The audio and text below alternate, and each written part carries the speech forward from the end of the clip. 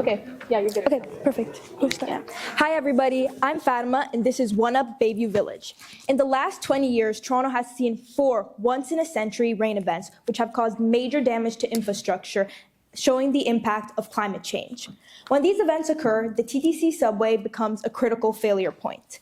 Union Station is uniquely vulnerable. Being the lowest point in an impermeable downtown, water naturally funnels through the entrances, flooding the station. These floods exacerbate a $1.5 billion annual maintenance backlog and a $44.7 billion loss in regional productivity. To protect Canada's busiest transit hub, I've developed a solution to combat the flooding. I began by examining Union Station through a SWOT analysis. Although Union Station has seen recent renovation, the $44.7 billion risk shows that we can't rely on aging infrastructure. So I developed 3 opportunities. First is subsurface holding tanks, which are underneath the station and would hold extra water. Next are smart vents, which are automated sensor-driven seals to station air shafts. And lastly, bioswales and permeable surfaces, which are green infrastructure that absorb rainwater and runoff. After evaluating, I decided to discard opportunities 1 and 2. Although underground holding tanks would have high holding capacities, the existing underground infrastructure would be very restrictive in cost and construction.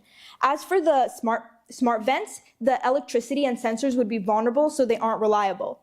So I decided to proceed with opportunity 3. To implement this solution, I would put it on York Street, Front Street West, and Bay Street of Union Station, fortifying the vulnerable perimeter. At the Front Street West entrance, the Jersey barriers would be replaced with bioswales, with the gaps between them being put permeable pavers. This creates a constant catchment line for the incoming water. I will follow a similar model for Bay Street and York Street.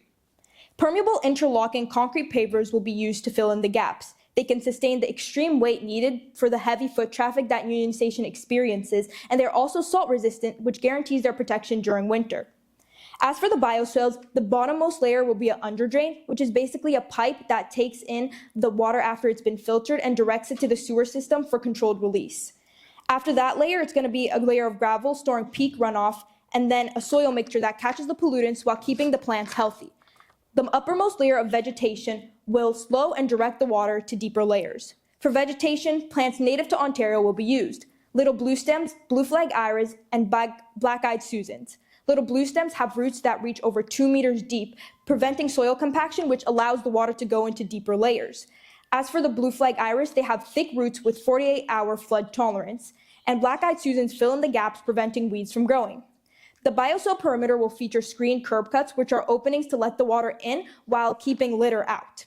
My solution offers various advantages. To fund the project, the money will be allocated as follows, with a focus on materials and equipment to ensure that they can withstand the urban climate and extreme flooding.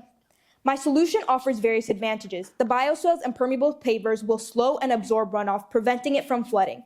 This relieves the pumping station and averts a shutdown. Furthermore, through replacing the concrete with green infrastructure, a calming environment proved to reduce passerby stress is created. Adding native plants introduces urban reconciliation, acknowledging that before settlement, the land had an ecosystem. The bioswale used signage to educate the public on the ecological and cultural significance of the species. Lastly, bioswales also lessen urban heat island effect, where the city becomes hotter due to sunlight being absorbed by the concrete because it causes evotranspiration, where plants release cool moisture to the air. This bioswale impermeable paver model can be applied to other stations such as King and Jane by applying commuter footpaths and local typography. The solution poses 3 major challenges, though. Firstly, sidewalks are the property of the City of Toronto. This can be remedied by making the project collaborative, aligning with the City of Toronto's climate goals. Furthermore, the City of Toronto runs heritage sites, so the project can gain valuable assistance when implementing the native plants. Another challenge is when the pores of the permeable pavers get blocked. This can be remedied by using a specialized vacuum that cleans them. Lastly, construction can be difficult at such a busy station. This can be fixed or avoided by building the parts off-site and implementing them in increments during the night. Our proposed solution uses already allocated space to implement native bioswales and permeable pavers, protecting Union Station from flooding. Through ecological reconciliation and urban design, the project solves one of the city's most pressing issues while simultaneously improving the mental health and experience of its residents. Thank you guys, I'm Fatima, and this is 1UP Bayview Village.